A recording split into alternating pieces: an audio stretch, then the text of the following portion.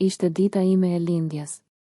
Burri im më uroi shkarazi në mëngjes dhe iku për punë. Asnjë dhuradhë. Asnjë përqafim. Asnjë përpjekje për të më bërë të ndihem e veçantë.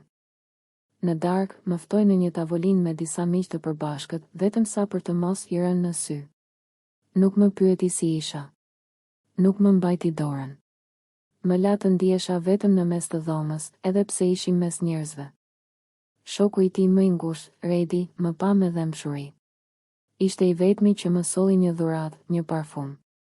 Dikush duhet të të kujtoj që je grua dhe jo thjesht bashkëshorte, më tha në vesh. Aty filloi gjithçka. Pas darkës, burri im u largua i pari për shkak të lodhjes nga puna.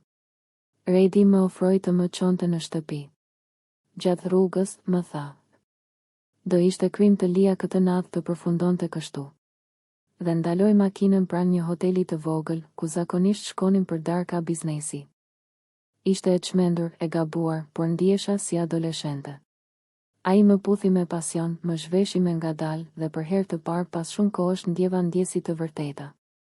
Jo detyrim. Jo rutinë. Por zjarr. A ishte kjo dhuradhë për veten apo një mëkat që do ta mbaj gjithmonë me vete?